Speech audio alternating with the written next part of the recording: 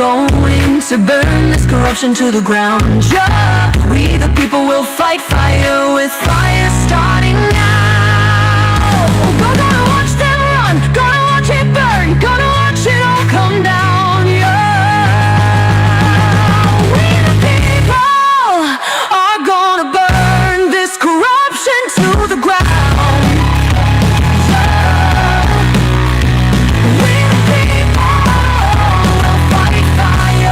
With fire starting now. Gonna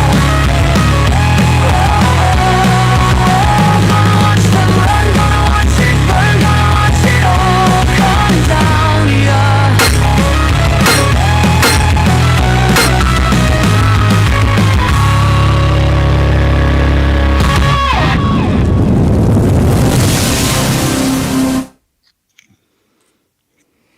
All right, welcome to LWN Network. Welcome to Wolfpack Sunday. I got to get the names of all this stuff right since I changed it from Wednesday to Sunday. So welcome to Wolfpack Sunday. We got a wonderful show planned for you guys tonight. I invited my buddy Joel to join us, and he ended up having a headache tonight. So I got my real estate agent, and I invited her to come join Neal and I this evening, and we're going to talk about dating here in 2025. We're going to talk about gender roles and relationships, marriages in your household, and we'll get a woman's perspective of that, and we'll obviously get Neal and I's perspective of it as men. So with that being said, we'll go ahead and bring Neal in with us as well. As soon as there he is. How's it going, Neal? Howdy doody. What's going on, my friend?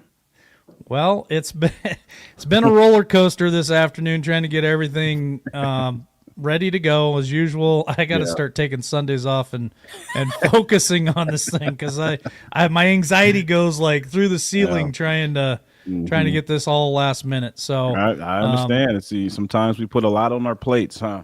Yeah, well, it's all good. We had a great afternoon. So I know Joel's listening this evening to us. I sent him the link, and he's in bed with a migraine. So shout out to Joel. He was going to join us tonight, but I did invite my real estate agent with me, and because I'm sitting there thinking, okay, we're going to do this show. We're going to talk about dating. We're going to talk about gender roles, and what better person to have with us than obviously a female who's in the dating world. She's dated, she's been married, she's got kids, she's a woman, she's got her business. She has her own perspective and opinions on gender roles and what that means to her. And I don't know, maybe she's old school, maybe she's new wave. We'll find out that tonight. So with that being said, I want to go ahead and turn the camera and introduce in studio, which is the first time that I've ever done an in-studio show, an in-studio interview with somebody. So this is all brand new to LWN. This is pretty wild that we've created this studio here where I can bring people in personally and sit next to me. So hello to Kristen, and I guess just give the audience maybe a little bit of your background. Hi there, LW. First of all, thank you guys for having me. I really appreciate the opportunity, and I'm happy to be here.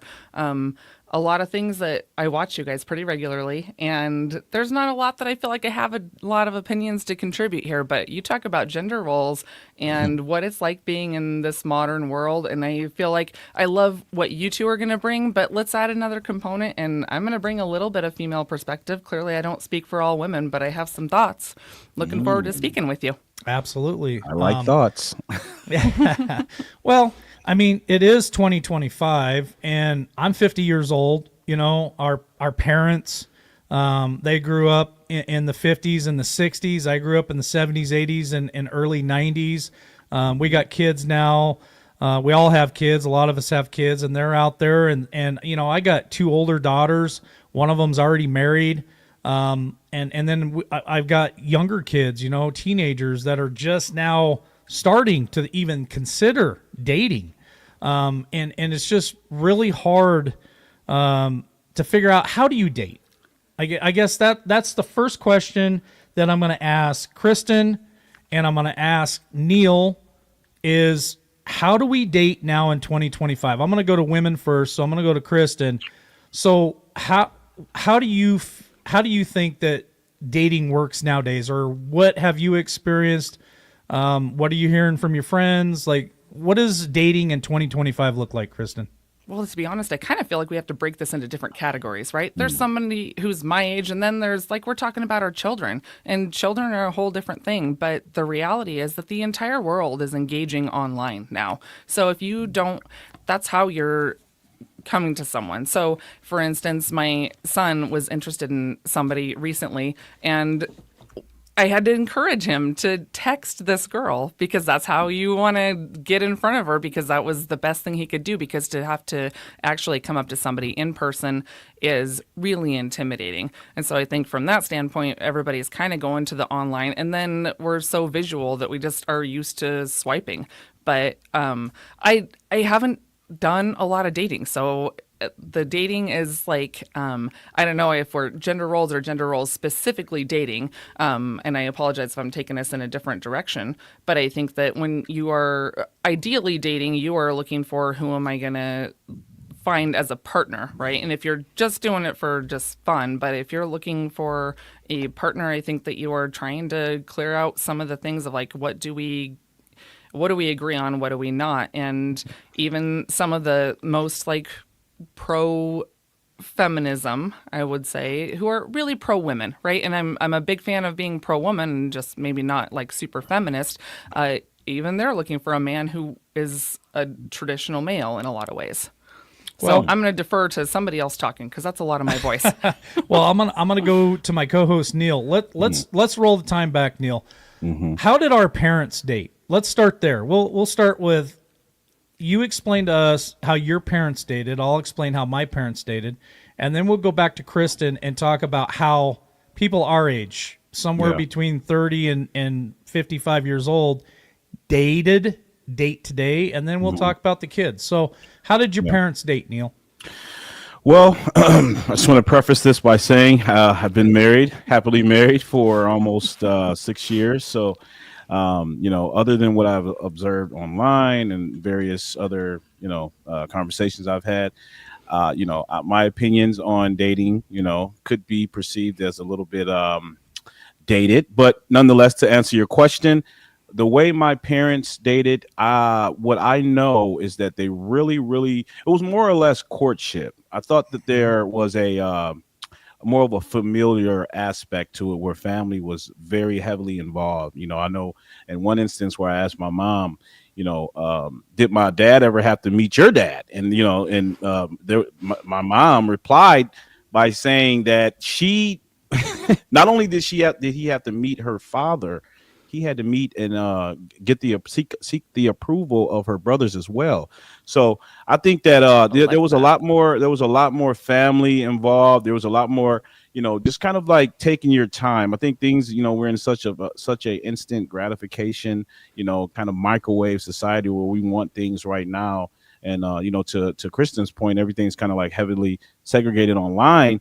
I don't know. I think that really kind of takes away from the authenticity of actually getting to know someone. Thank you for that. I'm going to say hello to everybody in chat tonight. Thank you for joining us on Facebook, on YouTube, and Rumble. Please do us a favor. Hit that like button. Subscribe if you haven't subscribed to this channel yet. And more importantly, share us out so more people can find us tonight. Now, in all the stories that my parents told me about and their dating experience back, in the 60s, it was a lot of family. And obviously, telephones were relevant back then, right. But there was no internet. There was no cell phones. There was no Tinder. There was no, I don't even know what all the dating sites are, but Tinder right. seems to ring a bell for me because that's the one a lot of people talk about. Yep. But it was more like going to the drive-in and meeting somebody. It was real dates. It wasn't just somebody that you saw a lower classman. If you're a senior and you saw a sophomore or a junior in high school and you wanted to date them, you actually had to go and have a conversation with them and ask them in person, hey, how do you feel about going out on a date with me Saturday night? We'll go to the drive-thru, or we'll go, go out to dinner or go to the beach. My parents lived on the coast, so that was a thing maybe that they did. And nowadays, people text each other, and that's a different world, and we'll get to that here in a minute. Yeah. So I think that dating for our parents was a lot more personal. It's definitely a different world. Yeah, personal connection, instead of just seeing somebody that you're attracted to and shooting them, a text message or something like that. So for me, my parents and all their stories, I liked listening to their stories, man. They talked about cramming people in the trunk of their car to go to the movie theater, because they could go to the movies for like $2 a car. So they got as many people crammed in the car in the trunk as they possibly could to go into a drive-in. They talk about going out to like a diner, and they come roller skating up to the window with their order. It was a totally different world than today, and we'll get to today. But I want to ask Kristen too, what stories have your parents told you about their dating experiences?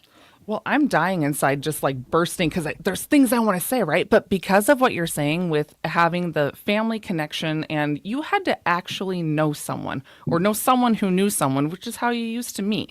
And I think that because of that, you had an obligation to all those people around them and all the people that cared about them. And so we went from dating culture, which was for a purpose, to hookup culture, right? And so I think that's where I'm like, where's the distinction there of what exactly we want to get into? But there didn't used to be that, because everyone knew, and everybody would come hunt you down if you did wrong by somebody. And so I think that like a lot of stories of like from my parents and stuff, it was the same thing. It was people who knew people. It was someone was a friend of someone, and then you were introduced. And so my mom grew up in Oregon, my dad in Idaho, and they met in Idaho. They came to visit for family vacation for the summer, and then they met when they were young. They were teenagers, and they like fell in love when they were young, but not till they were actually a little older. So yeah, it was just a different time, and that stuff still happens, but it's a little fewer and far between, I think. So I guess what I'm hearing you say as a woman is that time period of dating felt maybe a little safer, because you're not going to go out on a date with just some random guy that messaged you on Tinder. This was somebody that your parents knew, your uncle knew, your aunt knew, 100%. Your Someone could vouch knew. for them. Correct. They were vetted, and I think I heard Neal kind of say the similar thing. They were vetted through your family and friends. And nowadays, there's no way of vetting people. You go on Tinder, you create an account, all of a sudden you pop up this like or connection with somebody. You have no idea who they are. And you might be entirely fake, because you have to trust that somebody who puts a profile out there is being genuine, and be able to trust that. And that's a scary thing, I think, for everyone, because, I think men probably joke more about it, about being catfished. But I think for women, it's more scary in terms of like, be a whole we're a lot less worried about you like not looking like your picture, as we are worried that you're going to shove me in the trunk of your parents' car kind of thing. And we just never come home. Right. Yeah. Not only that, I think both of you guys are kind of speaking to, it more so being reduced to kind of your, back then it was reduced to dating people around your local area. Nowadays we have such a bevy of options, online. It's kind of like this paradox of choice. You think you have more options than when you actually do. When, I think that in some sense, gives this false illusion to people that they have so many options that they're not even thinking, okay, hey, let me actually take my time to get to know someone, in a genuine manner, get to know them and find out, if you guys are compatible. Now it's just, hey, it's almost like, ordering a Happy Meal. It's like, no, I don't like you. Neal. Nowadays, it's everyone and everyone is so disposable now to each other. There's no real genuine relationship development. Yeah, I'm gonna skip us right now and go to our children, because I want to save us for the last part of that segment, because we all have personal experiences, and I want to give us time to talk about personal experience. So our children that are teenagers now, young adults, and I totally agree with you, it's more of a fast food type of service. People are expendable. You just slide to the right, slide to the right, slide to the right, slide to the left. Yep. And for men, okay, so I'll give if I was dating today in 2025, the man's perspective, my perspective of the dating, and I'd like to hear Kristen's too. So even as a man, it's scary. It's really scary to, one, put yourself out there, and you're not putting yourself out there to some girl that you're growing up with and her family and her friends. You're putting yourself out there to the world. Like, let's use Tinder for an example. That's a world app, right? You might get somebody who finds you attractive or reaches out to you from Italy. You know, you just never know, because and as a man, that can be scary too. You're putting yourself out there, and you have no idea if this is a real person. And then, I mean, how do you even? I always try to give people, I guess, advice. If you're going to meet somebody for the first time, always meet somewhere public, right? You don't want to go somewhere remote with somebody you don't know that you just met online. So I always encourage people maybe to go out for a coffee, because to me it seems like coffee would be the easiest, like not so messy. You're not shoving food in your mouth. You're in public. It's a very calm and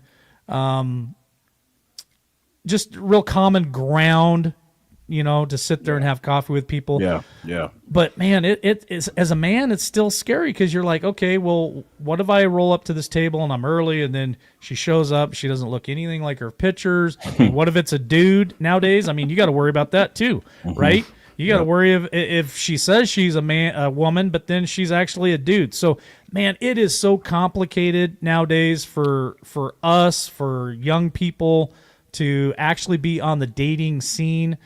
Honestly, I'd rather go back to when my parents dated. I think that's a lot safer, a lot better choice. What do you think there, Kristen? Well, I was trying to go down I thought we were talking about children's age, so I was kind of trying to bridge those two. But okay, so you just said, like, I think coffee's a safe first date, and I'm going to tell you, as a woman, I feel like if you're inviting me to coffee and we just met on whatever, I'm thinking, A, you're broke, or B, like, you just are not that interested in me, and so therefore, like, that's no all way. you're willing to invest. I am telling you, No that is way, that's what I see. Yeah. If you're not willing to just have dinner with me, then what? Why? Okay, Well, so okay, so I'm worth 20 let me- minutes and a coffee, like $5. Let me That's tell what you you're why. going to invest in Let me that? tell you why. I am only willing to invest in a coffee because if you just lied to me and you show up and you're not the same person that you told me that you were online, why would I want to? Why would I want to be into it for $100? Nowadays, it's $100 bill to go to dinner. Why would I want to have to purchase? Because I'm a man and I feel like it's our responsibility to pay for the date. I would never ask a woman to pay for the date. It is me as a man. I need to pay for the date. So if I'm meeting somebody online, Stephanie, and I say, all right, well, let's meet at the Texas Roadhouse, because obviously, you know, as a woman, I would say, and I'm not a woman, but I would say you don't want your first date some man that you met on the internet to come to your house to pick you up. Nope. Like it used to be back when we were kids and on our parents' age, Yeah, right? now you have to be They would do careful. that. You don't want somebody to know where you live. Now I'm meeting you at Texas Roadhouse. I don't know who you are. You come walking through the door. You don't look anything like that. And, you know, it's like, I don't want to be stuck with that. I think coffee for a man and for a woman, and this is my opinion, is a safe place where you can at least initially meet and even see if that's the same person that you've been talking to online. Then from there, if I'm having coffee with you, Kristen, and we're having a great conversation, you look like you say you who you are, and we're hitting it off, then I'm going to say, you know what, Kristen, that was a great cup of coffee with you. Yeah. How would you feel like if we met Friday night and I take you out to dinner at Texas Roadhouse? I think as a woman, and I'm not a woman, but I would think that would be a more comfortable situation for you. I know as a man, it's more comfortable for me, way more comfortable. And the reason why is from my experience, I've done the online thing, meet somebody and say, I'll take you out to dinner. They showed up, not the same person they said they were. And then I felt obligated as a man. I felt obligated to go ahead and take her out to dinner. Shouldn't have done that. The conversation was absolutely horrible. You should not and I have done couldn't that. wait to get out of that date. She wanted to go downtown for drinks afterwards. I made every excuse in the world why I couldn't go, Right. and I specifically told her, I'm ready to go home and go to bed, and I kicked her ass to the curb. But There you go.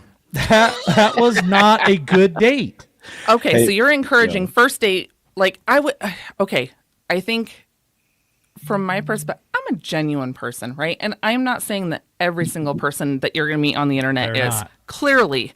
But from someone who is actually there for the right reasons, I would say that if the offer how do you is, know? I'm going to go to How do you coffee, know? we're How going do to you go know? to coffee How do you at know they're 8 there for the p.m. right? How do you know? I they're don't there know for the that right they are. reasons? I only have to know what I am. And what I am is saying that if your offer is coffee on Saturday night at I didn't 8 say Saturday p.m., night. I well, didn't say when are we going to Saturday night. go? I would Because say, I'm going to tell you to right me- now, if you're like, hey, 10 a.m. on Tuesday, guess what that tells me? You don't have a job. No, it and would you're be a like, Sunday morning it's thing. just Hey, 10 a.m. stuff. Sunday I'm morning. like, this is like 10 kind of a.m. getting Sunday weird to morning. me. Hey, I don't know Christian. about this. Yeah, Hey, tell me, Christian, Neil. Let me ask you a question. Yep. So what do you think about the paying the bill? Do you think it's a man's duty to pay for the bill? I think it's a man's duty if he wants to move forward with having a relationship. I think that if you two meet and you're like, yeah, thank you, but probably no thank you, like I still think that's maybe a one and done. So if he's- I'm kind of old school about this. Yes, So if I he's do not think. if he's not attracted to her, then he should not feel obligated to take care of the entire bill, right? I don't think it's if he's not attracted to her. I think if he's just not attracted and it's like, hey, we tried, yes, that's still his thing, especially if he's the one who invited. But I will say, like, if they get there, if two people get there, say I go out with you and you and I are bickering the whole time, we are clearly not hitting it off. I would still and buy your everything coffee. I would still buy your I coffee. would hope that you would. Because but I'm at the old same school- I'm time, old I would school. I I'm would old school. recognize like this did not go the way either of us anticipated. We clearly went out thinking that things were going to go a certain way. They are not. Mm-hmm. I'm probably going to be like, you know what? I got mine. Thanks. Got to go. Yeah, but we're talking about two different things. Like when we talk about like the initial investment, like the financial investment, the cost of a cup of coffee is not that much. I'm not gonna cry over something buying Right. something You're- yeah. insignificant as a cup of coffee. But we're talking about like a 5-star, 4-star for that matter restaurant. Just to try to impress the women, which I'm not. This is no slight to men who choose to do that, but my thing is, if there's no initial attraction, that man shouldn't be obligated to pay that bill, especially if she shows up to the date, portraying herself, being something opposite to what she portrayed herself over the phone or online or whatever the case may be. She shows up, a 300-pound elephant. Nobody, that man should have that, that option to say, hey, look, we can split the bill, or I'm not interested. Me personally, I'm not. I'm walking out. I was just gonna say, agree, Neil. I agree, but I disagree. I think Talk to that me. it's up to the man first. That if he doesn't want to fulfill the obligation of, hey, we're going to go on this date, this dinner date, he needs to say that right up front. Thank Right. you. I'm I out. agree. Agreed. I'm I out. agree. You're I not agree. who you said you were. I'm out. Or if he feels obligated, but he doesn't want to pay for the meal, he should also say that up front. Hey, I'm still willing to go to dinner with you. Like, let's just have some good conversation. It's Saturday night. Like, what better? Do you really want Yeah, to I go don't home have other now? plans. But I expect you to pay for your own meal. He needs to say that up front. But I'm still old school. I still feel like the guys should pay. But a warning to you guys who are single out there who are dating. I mean, here's a question to you, Neil. What if you take a girl out on a date? Let's say she's attractive.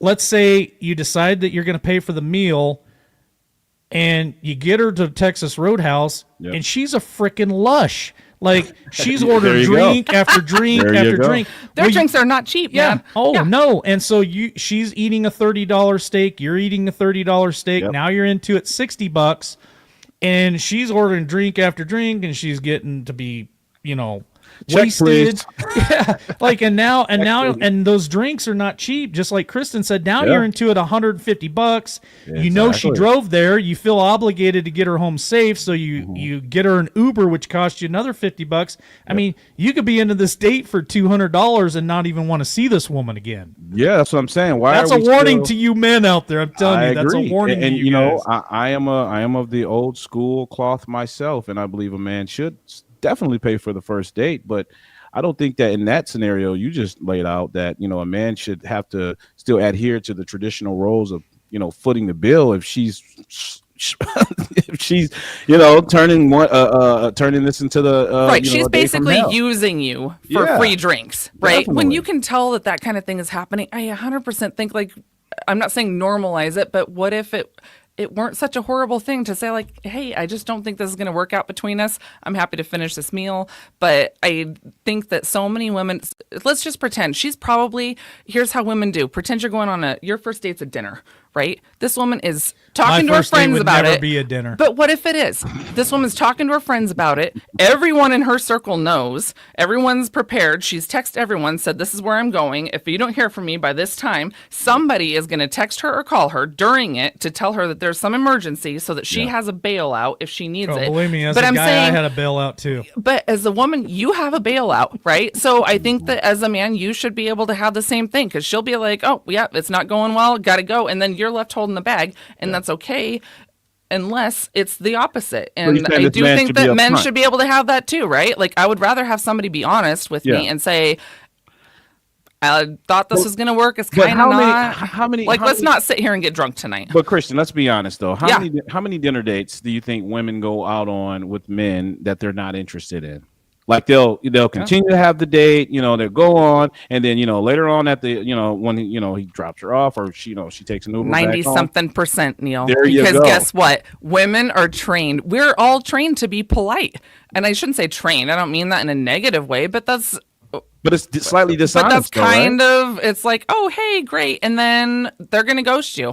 Women are going to be like, oh, sorry. But wouldn't that be? I've been really busy. And couldn't I argue that that's being disingenuous though? You Why could. not just tell that man, hey, could. listen, before you pay for this bill, I just want to let you know I'm not interested. I thought this was something that I would be interested in. Unfortunately, we're not compatible. And as opposed to allowing this man to foot a, in some cases, $50-$100 bill, Right. why not just be upfront before that happens? okay, I love that in theory, Neil. I love that. And I think the same thing. I'm all about it. That makes perfect sense. I'm going to tell you, pretend that you and I go to dinner and I'm sitting across from you and I'm thinking, what are his expectations? Oh gosh, what else is he looking for? Right. And what is he thinking is going to happen here? And I'm trying to be polite and get through it or whatever, even if it's like maybe, and most of the time, honestly, it's not a complete disaster. It's a dumpster fire. Let's be real. Like, you're probably on your way out. There are signs. Somebody's rolling their eyes. You're like, your body language changes. You're sitting back. You're uncomfortable. You're on your phone. You're trying You're to on get your gone. phone a lot. Right. That is a I mean, sign. there are definitely signs if it's going bad, but if it's just that you're thinking like, I don't think I see a future with this person, but I just wouldn't. I know I personally, I wouldn't. I would never look at somebody across the table from me and just be like, yeah, not happening. Thank you. Neil, do you know what my exit plan was? What's that? I would always scout the restaurant out first and make sure that the men's bathroom had a window. There you go. Just in case I had to crawl out of that thing. I There you wanted go. to make sure that I had an escape plan no matter what the situation was. So I guess I'm going to ask Kristen I want to ask Kristen this question about you're sitting across the table at dinner with somebody, and how does it make you feel as a woman on a date? And then I'm going to ask Neil the same question, but from the man's perspective. If you're on a date and the man is on his phone, like let's be even a little bit, and it's 100%. 70, You'd rather be 80% of somewhere the else, time. and I'm like, yeah, I got that message, hardcore. but Unless there's a specific like, sorry, I actually have something for work. I'm not trying to be rude. I have to answer this. Whatever. If there's an explanation but my question for it, is, but how otherwise, does that make you feel as a woman? totally disposable. That's like I have other priorities, and I'm already setting up my next Yeah, hookup I'm for later done. tonight. Wow. Yeah. Okay. Wow. Neil? Yeah. Neil? If you can't put down your phone for 30 minutes to sit and chat and you got to be talking to everybody else, like I said, unless there's a legitimate explanation that they're saying, hey, I have this other thing going on, or maybe you got kids and maybe it's, hey, the babysitter's asking XYZ, but you're telling me what it is. But otherwise, I am not about that. I just think it's rude. Yeah. Yep. Neil? Yeah. Repeat the question one more time for me, LW. So, from a men's perspective, if you take a lady out to dinner and she's on her phone 70, 80, 90% of the time, really in and out of your conversation, not really paying attention to what you guys are talking about. And yeah, I believe there's probably an example, like Kristen said, where, you know, hey, the babysitter's calling. But, I mean, come on. Yeah. 80% of the time you're still talking to the babysitter. What are you asking her what you want her to bring you home for a drink or what? Like, how would that make you feel as a man if you were on a date and the woman was on her phone that often? Well, only one word comes to mind: disrespected. I think a lot of women underestimate that men's time. Our time is one of our most valuable resources. And, you know, for me to, you know, take the time out of my busy day to indulge you in having this date and getting to know you and, you know, and of course, of my own volition, you know, getting to know you and things like that. And you choose to spend the vast majority of time on your phone or just texting or whatever. I would feel slighted, absolutely disrespected. You know, I'd certainly say something about it. I wouldn't just continue the date. At that point, when she, you know, when I noticed that she's done that so many times, I would say, you know, hey, this is just not going to work out. You know, I don't think we should even move any forward. Obviously, she's not interested. There's no chemistry. But yeah, again, men's time, our time is our most valuable asset. And I think that women need to understand that even when it comes to money and paying the bill, you know, if I take someone out, you know, we have a great time, and then, you know, I pay the bill, $100 or whatnot, and then, you know, the next day I text, hey, like to set up a second date. She said, yeah, I just don't think whatever, and, you know, I don't think that we're compatible, whatever. I would still feel slightly slighted because that was my time, that was my money. Like the money that I expended, I exerted blood, sweat, and tears to acquire money. So, okay. Yeah, So let me ask you this question, Neil, and to April Dawn's comment that women's time is also available of value. I agree. I agree with that comment as well.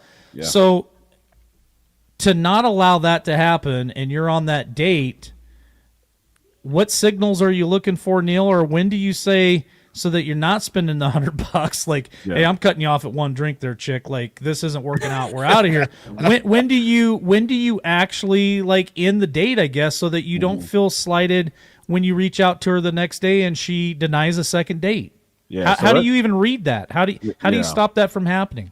Yeah. And I think, you know, a lot of men are gullible to not really gullible. They're just kind of ignorant when it comes to picking up clues, you know, because, you know, a woman could be playing on her phone the entire date, and, you know, this guy still believes he has a chance. He's still, you know? he's still hoping. He's still persistent, you know. Men can be dumb. Yeah, we can be quite gullible and very stupid at times.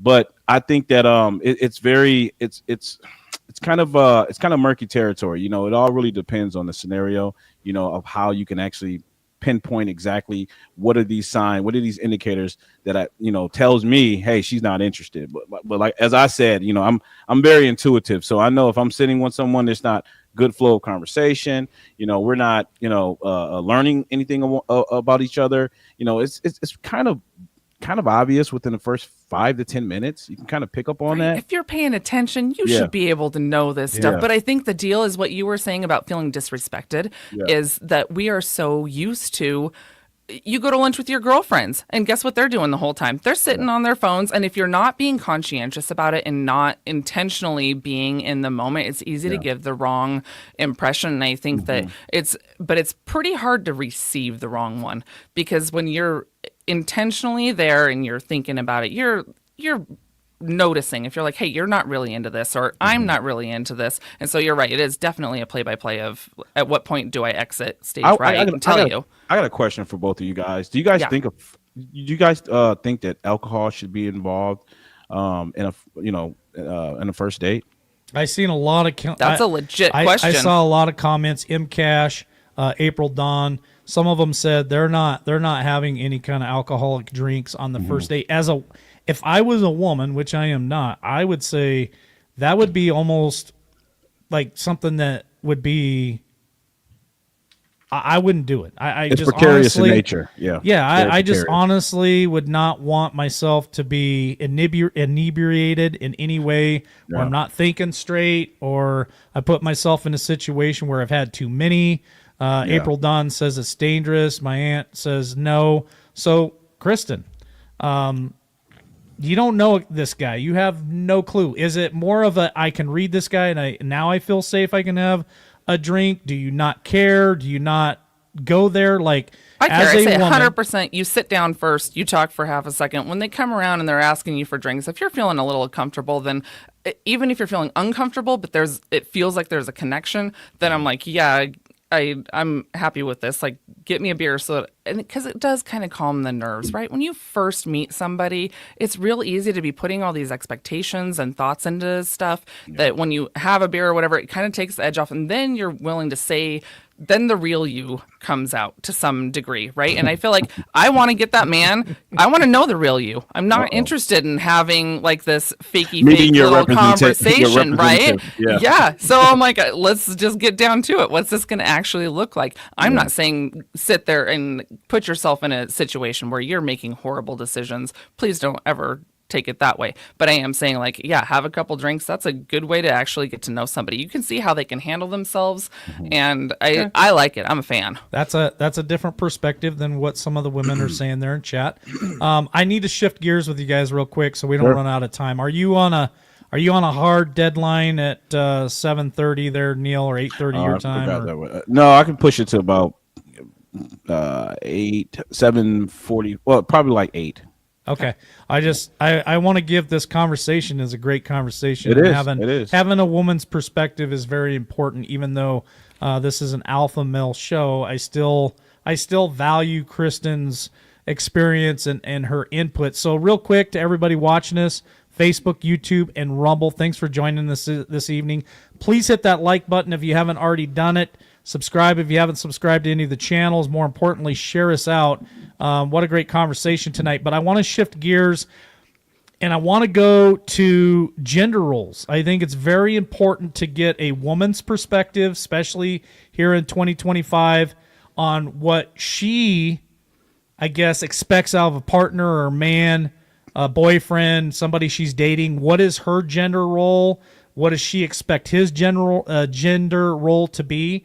And obviously, I'd like to get Neal's perspective, and I'll give mine. So, again, we'll go to ladies first. And I'd prefer if you didn't, honestly, because I feel like this is the conversation I came here this evening anticipating was this. And so I feel like I kind of want to hear what you guys are saying, and then I have some ideas to maybe throw in. But I would prefer that you guys... Neal, would you like to go first, or would you like me to go first on what I think gender roles should be?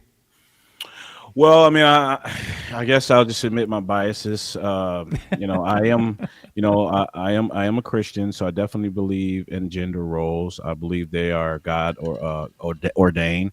I think because of the absence of gender roles and the rise of these more unconventional, more or less fluid relationships, kind of have devolved into a cesspool of really bad options. I think to have a clear delineation is as a form of structure, a delineation of which roles you're going to fulfill in that relationship. It works really well in my marriage. My wife has no problem submitting to me. I have no problem being the leader, but I do think that it's incumbent upon both genders to realize that, to have some sort of structure is ultimately going to serve the benefit of the relationship. I think it ultimately leads to consternation and confusion when there's no clear cut lines of, hey, this is what I expect of you, and this is what you should expect of me. So that's just my view. I agree. I don't think you can have two people vying for the same role and have it work. You have to have something where it's like, okay, you're going to be this and I'm going to be this, and we complement each other, but it's not a controlling situation. Certainly not. Well, here's my perspective of gender roles This might be a little long-winded. I'm old school. I agree with Neal. I believe that the man should always run the house. Now, are there men out there that aren't strong enough to run a house? Sure. Beta. Yeah, the betas for sure. But for me, I have to be the head of the household. There is no other. There is no other head. Now I don't believe in my woman submitting to me and being a slave. I believe in her submitting to me. I believe in working as a team on big decisions and raising the kids. I think it takes both of you. It shouldn't always just be the man or always the woman. I believe that the man should be the one out there working, paying the bills, making the money. Now, there are women out there that have gone to college and they get an amazing degree. And sure, I'm an electrician. I make good money.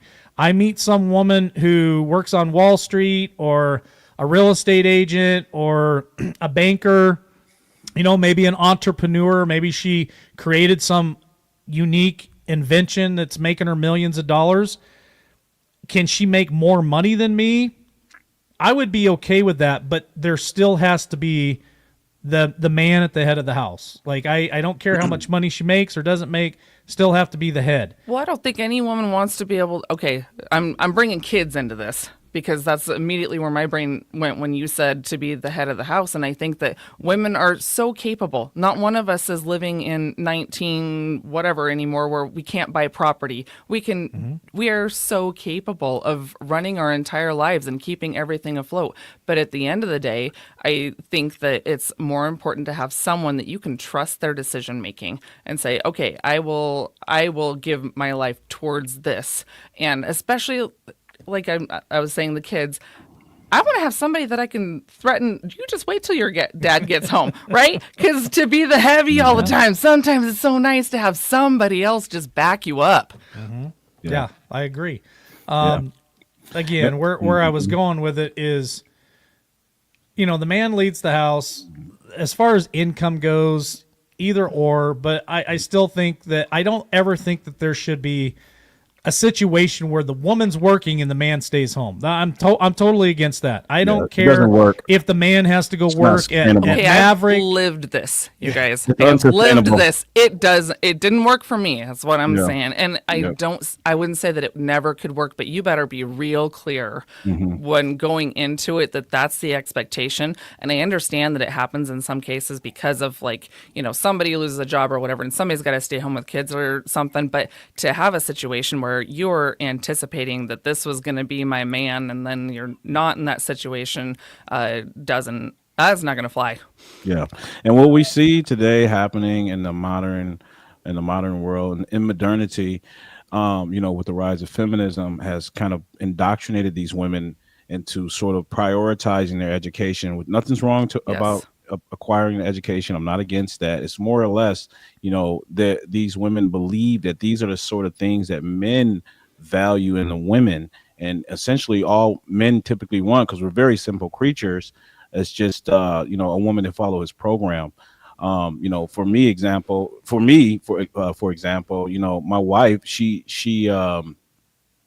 my wife was more so the modern female, the modern woman, where she believes she should work, we should equally contribute. It wasn't until, we were in our relationship for more than 2 to 3 years and she recognized, hey, look, I can't work all these hours. I prefer to be home. I feel better. I feel more comfortable at home cooking and things like that and preparing the house for you and the kids. And, and we recognize that that's what works ultimately. And I'm not gonna disparage her for that, and I think a lot of men have no problem with their women, just managing the house, as opposed to the girl boss, who's hey, look, I'm bringing the same amount of money in this household, I have equal authority with the men and things of that nature. I just think I don't know, I think ultimately with feminism, it's really have had a very detrimental effect on gender roles and the nuclear family as a whole. I agree. I think though that there is so much pressure to have both both parts of a couple working, just because of how much everything costs these days. There's Yeah, very few households who can afford to not have both partners working. And so when you do that, then that's where I think the gender roles things change, right? Because if you have one of you who is essentially the support partner, right, who is I do the things that allow you to do the thing that makes the money, when you're both doing that, and then ultimately then we say, oh well, but I want traditional values, so I want the woman to do everything at home, which means take care of the kids. She's doing bath time, she's making dinner, she's making sure everybody's got their breakfast and getting the kids to school and doing all this stuff. And then we wonder why 70+% of marriages are initiated by women, or There you excuse me, go. divorces, not marriages. Divorces are initiated by women because it's essentially like having an additional child when that person is not being the leader and not taking that role on. But And that's that's what I think is more of the detriment than losing. I gotta push back on that slightly Do a it. little Do bit, it. Kristen. So my only objection to that is, with with the modern conveniences today, we have we have a dishwasher, We got vacuums, Uber things Eats. like We that. got, yeah. We've got so much so many more resources and modern conveniences than our forefathers, our grandparents, that 100%. now, and not only that, for the bulk of the children, for the bulk of situations with little children, perhaps toddler or even 8, 9, the kids are in school, so the woman's at home for the majority, at least 8 hours throughout the day in that case. And I don't think it's too much to ask for women to have to commit themselves to that duty. I think that relationship should be more centered around duty as opposed to prioritizing your feelings and how it makes you feel. And I think that's what the problem. And just to speak to that stat that you brought up earlier about the 70 to 80% divorces being initiated by a woman. I looked at that study too, and one of the number one reasons that I saw was because of irreconcilable differences. So what you see here is women breaking and wrecking their homes because of, hey, we grew apart. He didn't spend much time with me. He works too much. You hear more or less that than this crazy narrative, of abuse and cheating, which, those are valid reasons. I understand those are valid reasons to leave a marriage or divorce. But the number one reason is irreconcilable differences. They grew apart. Yes. So I think duty and marriage should be centered around duty as more or less than our feelings. More so than our feelings. Okay, so I don't even feel like you pushed back, Neil, because I feel like I okay. would have agreed with that. To be honest, I think in my Okay. scenario, it was more that it's not that she's at home for 8 hours a day; it's that she Gotcha. is required to be contributing equally in terms of finances and stuff. Right. But I then we got talk about I got like you. mental load and who carries that, because in what I think we would call a desirable relationship, where we have, you guys are the alpha male show, right? If you have an alpha male, he's carrying that. He's worried about your Yeah. family. He is Yeah. doing that stuff. If you do not have that scenario, everything falls on you as the woman to be taking care of it. You're worried about every single thing, and you don't feel like he's competent. And when you don't feel like that man is competent, you got problems. Yeah. okay, Kristen, you're a career woman. You're a real estate agent. You've been married before. Yeah. You've been divorced. You've got children. If you were in a situation with a man who could go out and work every day, provide for the family, maybe you take back seat a little bit and not have to work as hard as a real estate agent, because real estate agents have to bust their ass. Yeah. There's not a lot of time in the week for them to say, you know what, I'm just going to take 2 or 3 days off. They're really working hard. Thank you. What kind of role would you want to play in that type of relationship, marriage, whatever you want to call it, to where, okay, I found a man now who can go out there and provide for the family.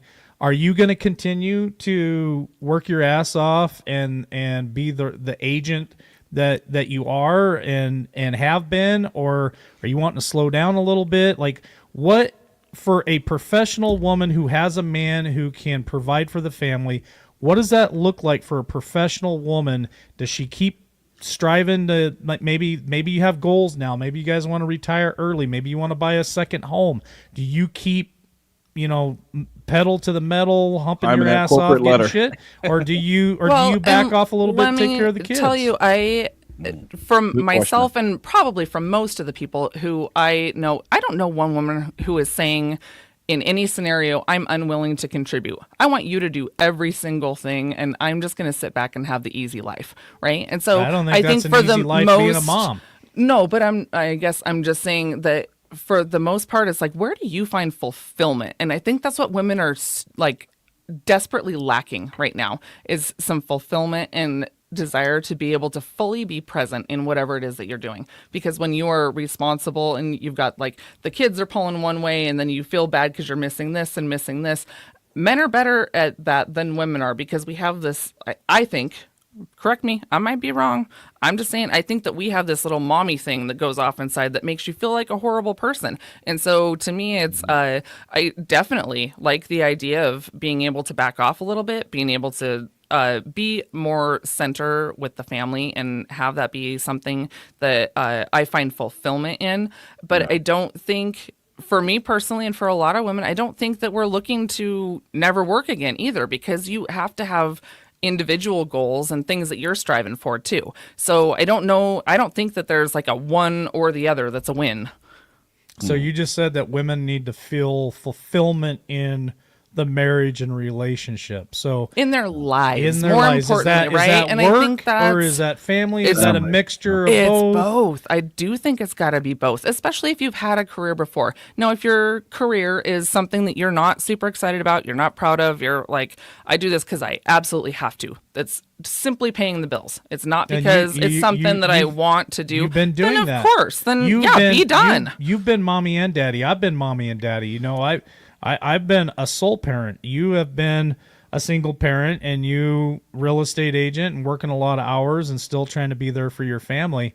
That's a hard life. That is something that has fulfillment and rewards, being able to accomplish a lot of things by yourself and not needing a man. So is that something that, as a woman, is that super gratifying that, hey, I can do all this stuff without a man? Or do you feel like you were missing something? I'm gonna be honest. I think I've been through both sides of that, because for a while, yeah, there is something gratifying about being able to say, I can actually do this, and to feel as though, I think we're all here for a purpose, right? We're looking for, what are we doing here? And maybe you really find that fulfillment through your kids, and that's enough. But I think a lot of times we're trying to find all the things. And so I was really gratified when it was like, I can do this. I can actually do this on my own. I can like provide a good life for my kids, and everybody's happy. And it did make me feel really good. But at the same time, then it was kind of exhausting too. And I've really enjoyed being able to step back from that a little bit and to take some of the pressure off, to feel like, okay, I can be about my life again and not just about where's the next dollar coming from. Yep. And I think and I think a lot of women have this sort of they have this sort of dilemma where, like, I got to bring it back to feminism, where they kind of sold them a bill of goods, this lie where you can have it all. Where I think that, yeah, in some rare exceptions that's possible, but it's not probable. Like, not every woman, or the bulk majority of women who go into these high driven career fields, are going to be able to have that sustainable family life, because the kids are going to need them. They're going to need that woman there, that mother there, to nurture, to raise and cultivate and all those things. But I just think that with women kind of prioritizing the career, the sense of fulfillment. And by the way, from all the available studies I've read, long-term fulfillment for women, I see, comes from family and family familiar relationships. But again, I think feminism has kind of crept into this whole landscape where it's telling women, hey, you can go out there, chase your career, and they're having to take on all these things and overexert themselves, when they could be using that, expending that energy on the family and their children. And I think ultimately that's where you will have that fulfillment. Okay, so I'm going to agree with you. And then I'm going to say the same thing that women are saying, which is, where are all the good men?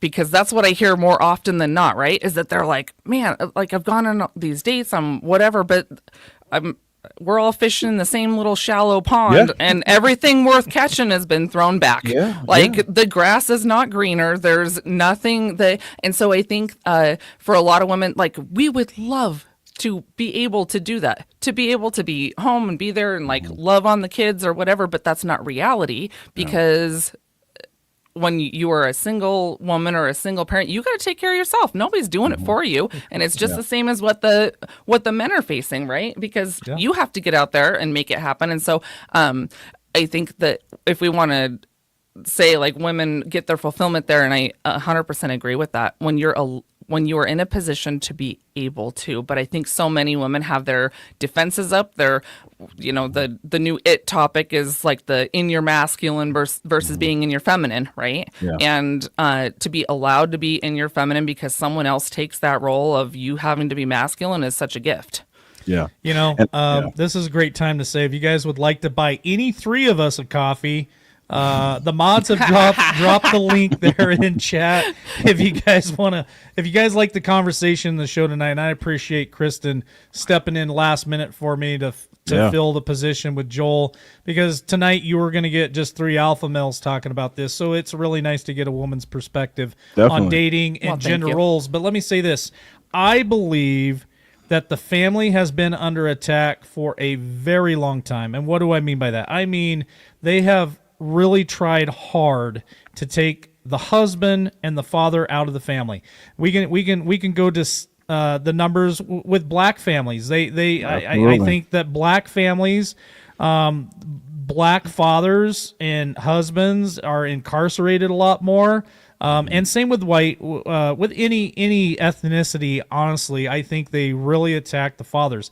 Then they throw women and mothers in the whole camp of, oh my God, now I got to go out there and work.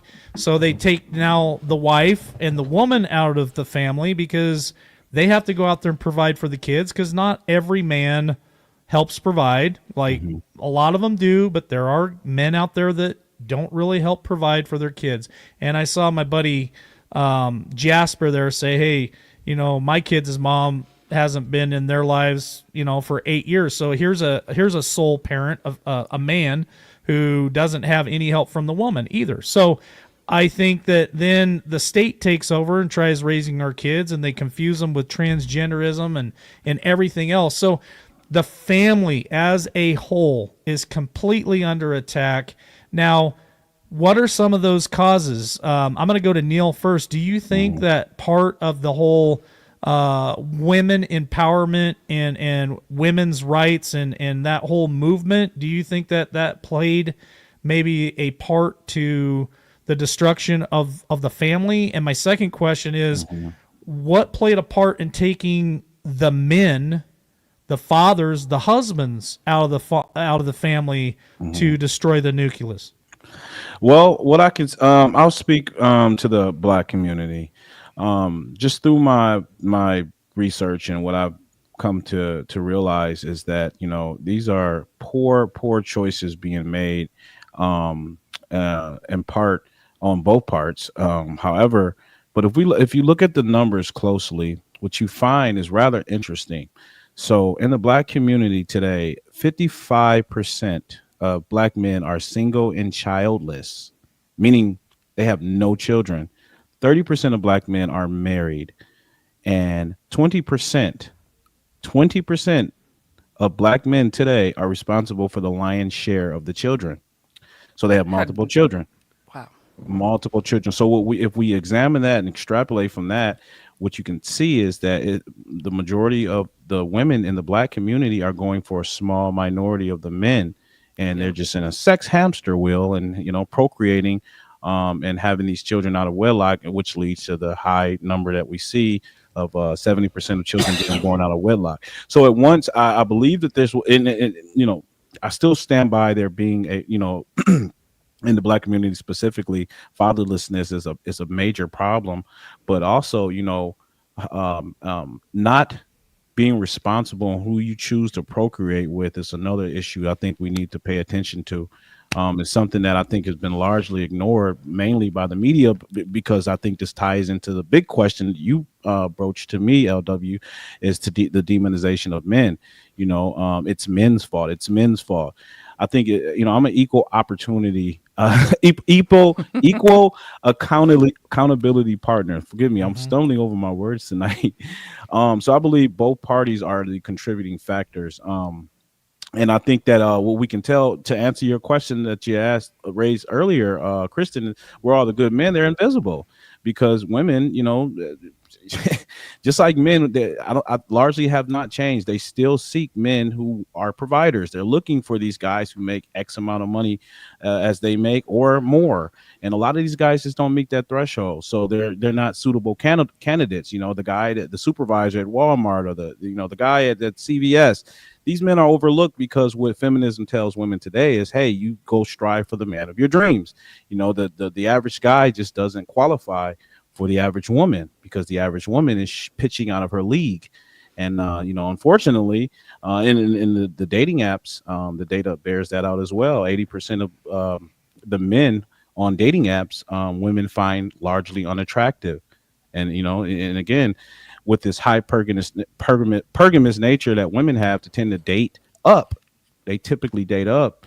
They're shooting for the best candidate. They're looking for the best and the brightest and the smartest and the competent man, and the average guy just doesn't meet that standard. But isn't that a little bit of Darwinism, survival of the fittest? Isn't like, if we break it down, and then I'm going to go to Kristen because I'd like to get her input. I can see her wheels turning in her head right now on what you just said, Neal, because I think it's profound. But if you break us down to animals, I mean, you got a herd of elk. Aren't the cows, gonna lean toward? We're supposed to find the one who's gonna make sure our young survive. The alpha bull, the herd bull who runs all the other bulls off. It's an animal instinct, and I understand what you're saying, Neal, and I don't disagree with what you're saying, that women pitch out of their league and they shoot too high, and good men are invisible and get left behind because they're looking for superstar who's making $2 million a year driving a Ferrari. They're not looking at the manager at Walmart who drives a reasonable vehicle and already has a home. Like, that's not good enough. Right. He's driving the Honda Civic for a reason, but they don't see the Honda Civic reason. They see. So what do you think, Kristen? What's your response to what Neal just said? Well, you already said half of my stuff, but I am saying that I agree with pitching out of your league, but I think that we started off this whole conversation talking about initial dating and how so much of that is online and everything, and I think that there's such an online presence that we're all feeding into, right? Not one of us, I guarantee you, Neal, Michael, myself, any one of us, we've spent at least 30 minutes today probably scrolling on our phones somewhere, watching stupid videos. I happen to be in love with Rufus the Bull, just for the record. If anybody's trying to watch this stuff, Rufus the Bull is my favorite thing right now. But I'm saying that everywhere you look, there is some sort of... Okay, you guys talked about the catfishing, and I think that there's less of that, and there's like all this pressure, and women feel just as much the way that you're saying, like the manager at Walmart feels overlooked.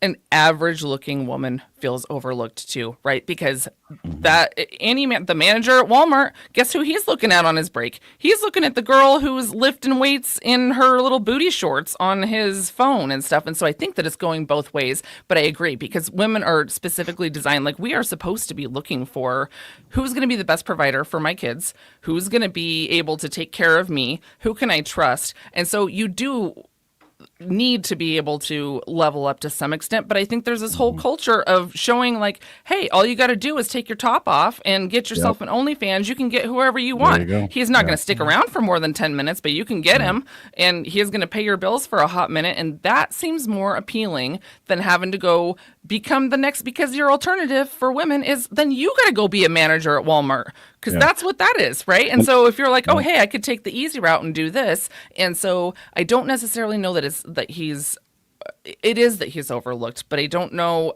Both are feeding into each other. I guess that's all I'm saying. It's not necessarily like, oh, women are wrong for doing this.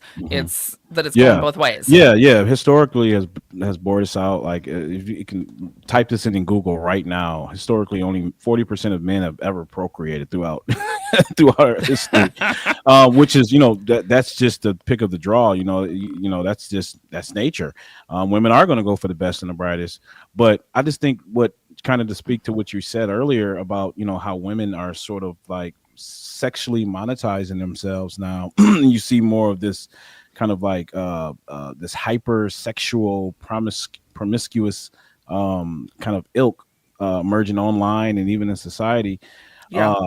I think that women kind of have struggled knowing the difference between sexual attraction and relationship attraction. So, like the guy that they're pitching out of the league for, oh, this guy may give them attention, may shoot in their DMs is how they say it.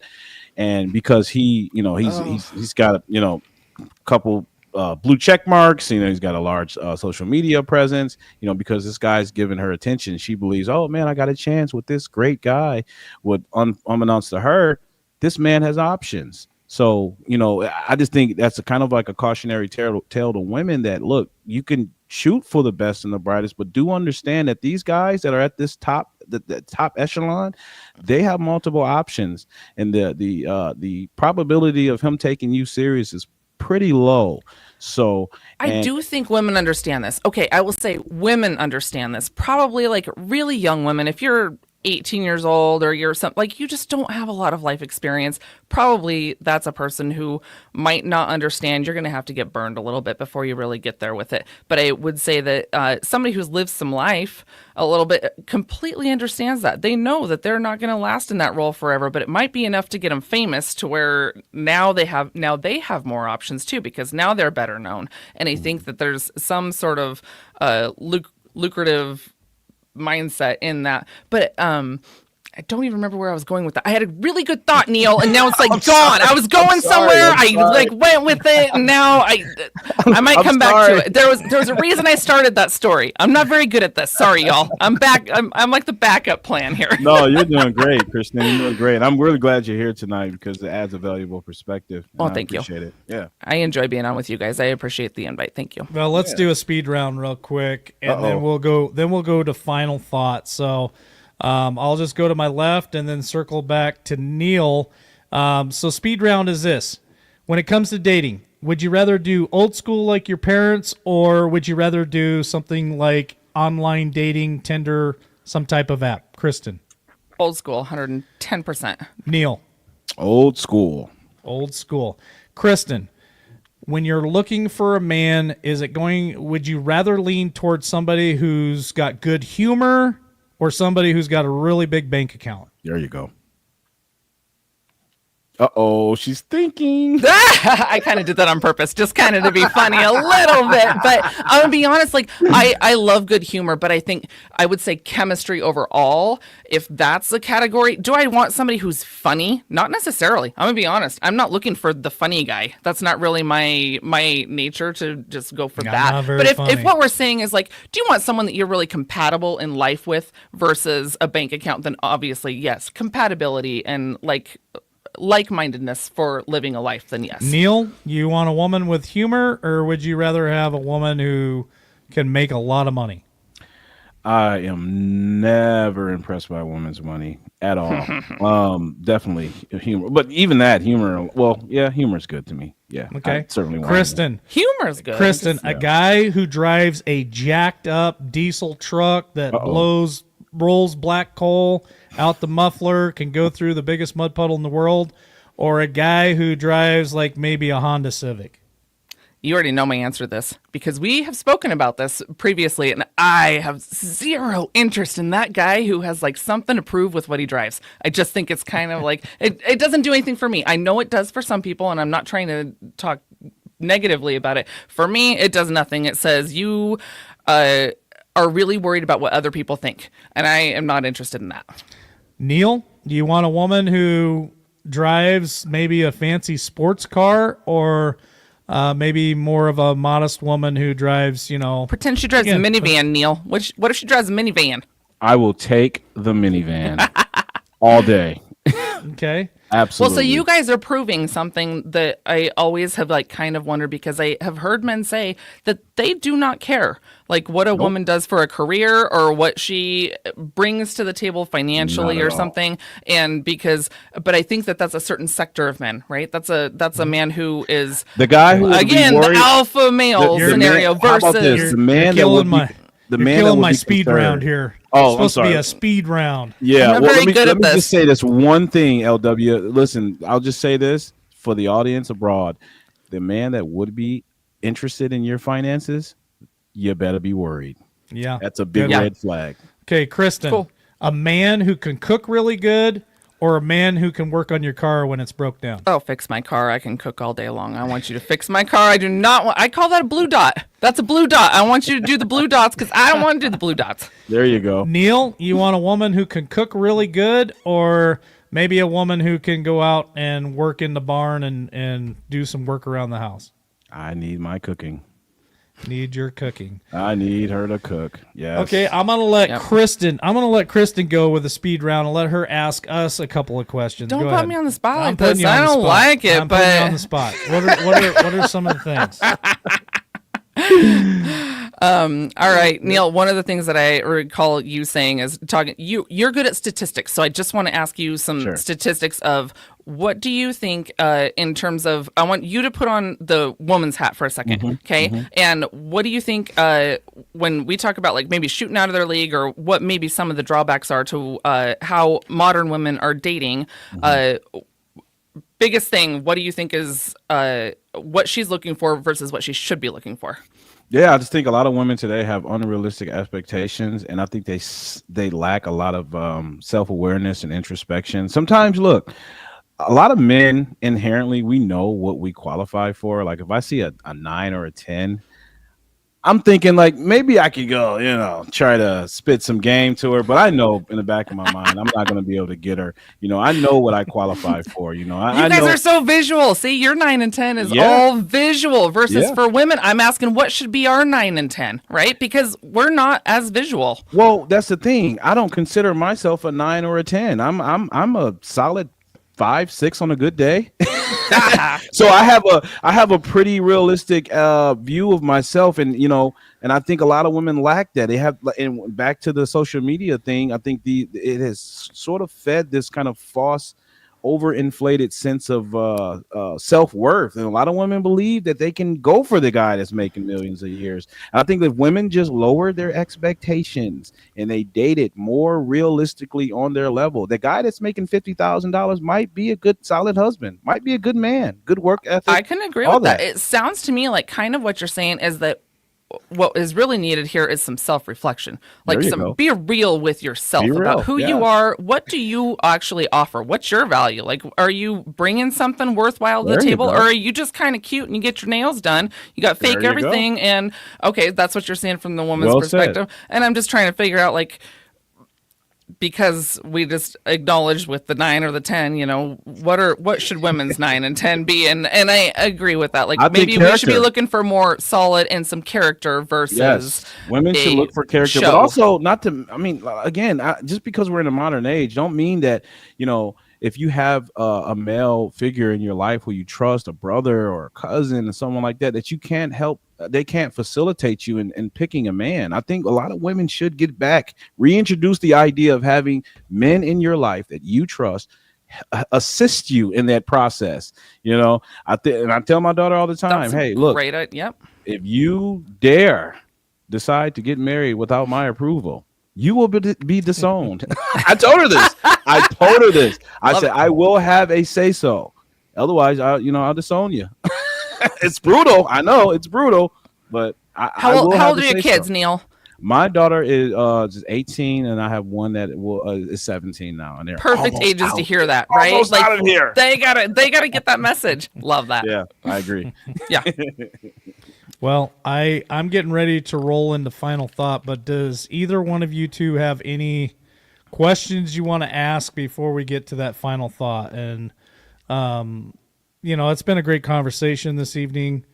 I've had a lot of fun. I've got a woman's perspective of things. I've seen a lot of comments, excuse me, comments in chat on how all of you guys feel about this stuff. So, it's a dangerous world we live in, but it doesn't have to be scary if you know how to keep yourself safe and you really self-reflect and think about what is it that you want. Most importantly, what value do you bring? So, any questions, Fair or do enough. we want to just roll into final thought?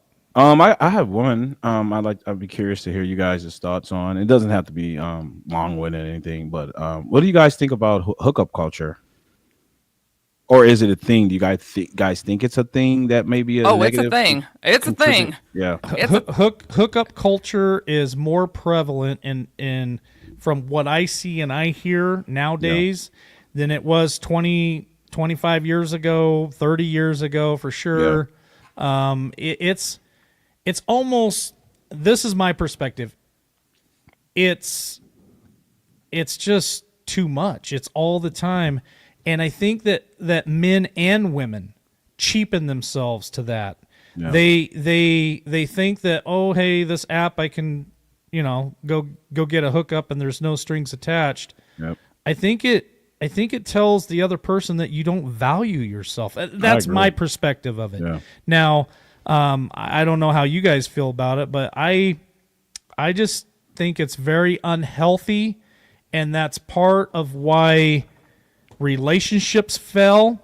That's why I feel like it plays a part in why marriages fail, because now it's so easy just to get on an app if you're mad at your husband or you're mad at your wife or they're not fulfilling their husband duties or wife duties or whatever.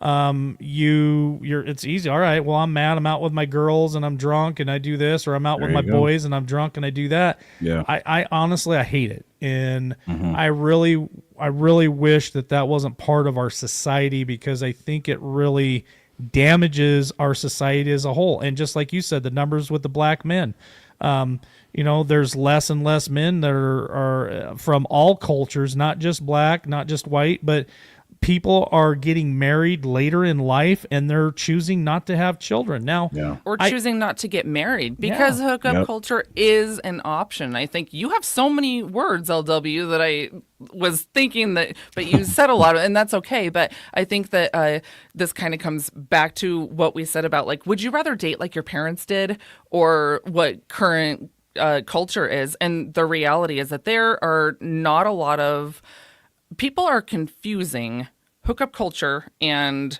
going on a coffee date, which I think if I go back to this, that's really probably the distinction in my mind of I started thinking about why is that a thing for me? And I think that to me is like, that's what you're worth, and that's just like a quick little thing. And I think that there is a difference between hookup culture and a coffee date versus a real date. And maybe they're at different times, and maybe that's a whole different thing to get back into. But anyhow, I think that to not understand what you are putting yourself out there for and what you're willing to accept, because a lot of people are going into hookup culture hoping and anticipating that it's going to lead to more. Everyone starts out on Tinder. Why do you think they start out on Tinder? Because they started out on Tinder looking for a hookup, and then, we just never left and started ordering Uber Eats, and now here we are. Yeah, I've heard of some people actually getting married. A lot of people after meeting on these hookup applications. So I don't know. It's possible. It's possible. It's possible. The question is it probable? Is it probable? I'm so glad you said what the question is, because I forgot. I can't even remember anymore what the question was to this conversation. We probably need to help Neal here exit stage. So let's let him go. Let's roll into final thought. I'm going to let Neal go first, because Krista might need to think about this. She's not used to final thought. I'm not used to being on camera, man. Yeah. So Neal, what's your final thought for this conversation tonight? Is there anything that you want to leave the audience thinking about, or you just what's your thoughts here? Well, at the onset, I want to say thank you guys for having me. As always, it's always a pleasure to be on, guys. This is sort of my it's very therapeutic for me to be able to come on, just share some of my thoughts on these topics. And Christian, I think you did an amazing job. I hope that you come on again. This has been great. We may or may not agree on everything, but I definitely certainly appreciate having a woman's perspective on an LW. Slam dunk on that one, man. But overall, just I think that what I would like to leave you guys with is just value yourself. I think having practicing temperance, practicing discipline is going to be key virtues that I think that people really need to kind of reel back in. We need to really get in touch with understanding ourselves before we put ourselves out there, even in the dating world, the workforce, anything. You got to understand yourself before you start, involving other people in your life. And I truly believe that, finding a spouse is probably one of the most significant decisions you're going to make in your life. So you should really make sure you are equipped and armed with the best information readily available to you. And, again, I'm going to stress this, for women specifically, please don't, involve your fathers, involve your brothers, involve men in your life who do not have a sexual interest in you. Involve these guys in your life because they want the best for you as well. So, and they can sniff out these guys, these dirt bags faster than you would, So that's all I would like to leave them with. Appreciate you guys.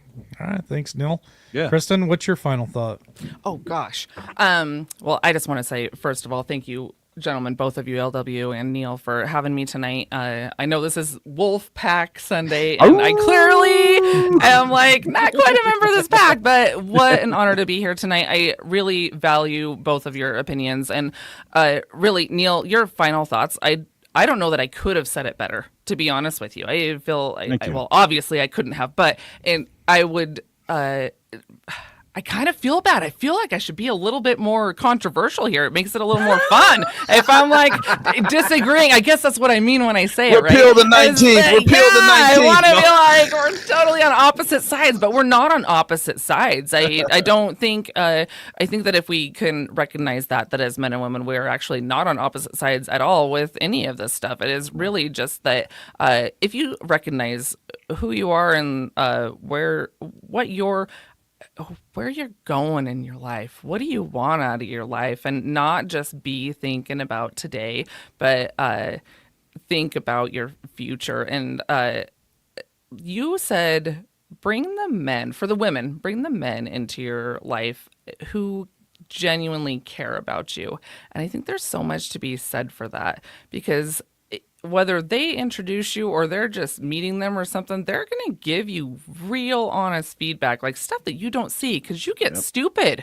We all get stupid. We get blinded by love, right? We're like, oh, he's wonderful, and I can't see anything else. And it's someone who genuinely cares about you. And traditionally, it is a male. And it goes back to what we were saying in the very beginning of we're on a date and I can't look at you across the table and say, yeah, this isn't going to work for me. But a man will say that, and he'll say that to me, and he'll say, Kristen, no, don't be stupid. Whereas a girlfriend will not. I will not. And so anyhow, I'm going to stop talking, but I just wanted to say thank you. This has been really, really enlightening, and I appreciate you both. Yes, it has. Well, my final thought is this. I think that everyone, men and women, and we really need to drive this home to our young people, to our children. You need to know your value. You need to love yourself first, because if you don't love yourself first, you can't ask someone else to love you because you don't even know what you need, right? So that's something that I want the audience to leave here with tonight. And I also think that listen to your gut. First of all, men and women, you should always, when you're first time dating, especially when you meet somebody you don't know who they are, I really encourage men and women to always make sure you meet in a safe place. You let people know who you're going out with. I mean, I have women friends that they tell me they're going out for the first time with a guy. I say, first thing you do is walk around in front of the vehicle and take a photo of his license plate, send it to me. Smart. Because I want women to be safe, right? Mm-hmm. And so men should also be safe, because men can be put in a very poor situation too with certain things. Gosh, so we could have a whole show just about that. Yeah. correct. Yeah, you're right. And Yeah. then my final thought is not only know your self-value, stay safe, but listen to your gut. I mean, if there are red flags going off and you're just like, this guy or this woman really is, I'm feeling like they're not matching what they're saying, or they're not who they say they are. Like, are there people out there, narcissists and other people, that can really hide a lot of those symptoms and red flags and get people in bad situation? Absolutely. But for the most part, I think we have really good intuition as men and women, and we can kind of say, there's something off with this person. Maybe I need to back off and exit and go my own separate way. And I think as men and women, especially if you're in a place of, and I think a lot of us get there sometimes, being desperate. You feel like, oh my God, all my friends. I remember being in my mid to late 20s and all my friends were already married and they already had kids, and I felt rushed.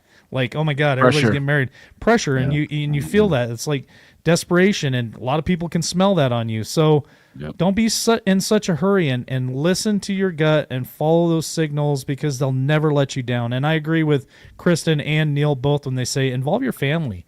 Like, introduce these people to your family, because there will be people in your life that'll tell you straight up, like, yeah, this guy's a loser, or she's not who she says she is, and maybe you need to, like, hit the door, Jack. But that's what I want to leave with the audience tonight. Neal, thank you as always as being co-host with me. I'm looking forward to these Sunday shows that we do, Wolfpack. I know it's supposed to be Wolfpack, Alpha Males, but again, Joel had a headache, and Kristen offered to hop in here and give us the women's perspective of this. And I think it's much needed, because even though our show is about the men's perspective, when it comes to something so serious as picking a partner, a life partner, I think you need to hear both sides. So that's why I asked her to come on with us tonight, and she graciously said, yeah, I'll fill the slot, even though it was last second. So thank you, Kristen, for joining us. I'll Thank put you guys. myself out there.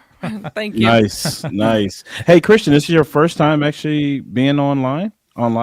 Absolutely. Wow. Yeah. She's First time ever. She's a natural, LW. She's a natural. Oh, thank you. It might be. Probably because you guys made me feel real comfortable.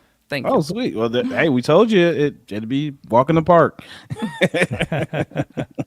Well, with that being said, we're going to go ahead and play the outro on the way out. If you guys haven't hit the like button tonight, please do that before you exit out of here. If you haven't subscribed to one of the channels, please do so, and always share this out.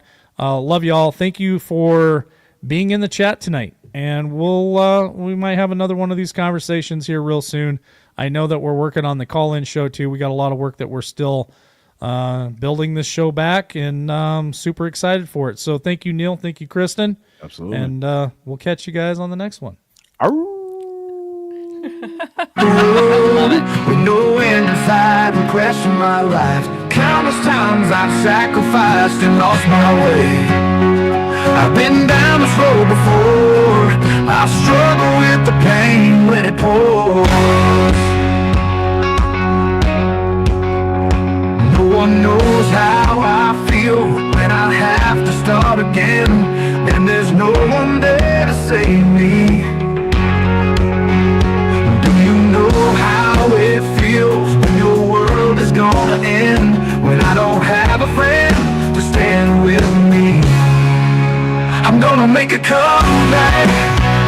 I'm gonna claw my way back to the top. I'm gonna get it all back. My comeback is wrapped in fact. Yeah, I'm gonna make a comeback and rise up this time. My soul and see a graveyard of crossroads filled with despair and defeat. Look into my eyes and see the haters call my name.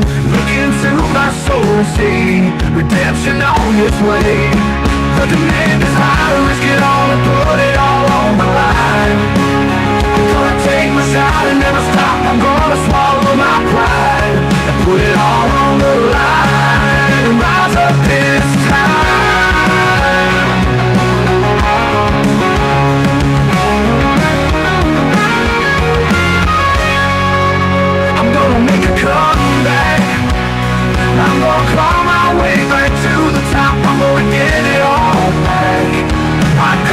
comeback is right there inside. Yeah, I'm gonna make a comeback.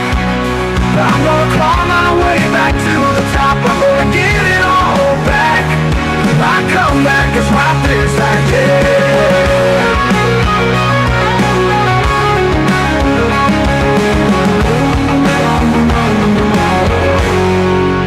I'm gonna make a comeback. I'm gonna claw my way back to the top. I'm gonna get it all back. My comeback is right there inside. Yeah, I'm gonna come back. I'm gonna make a comeback. I'm gonna claw my way back to the top. I'm gonna get it all back. My comeback is right there inside. Yeah.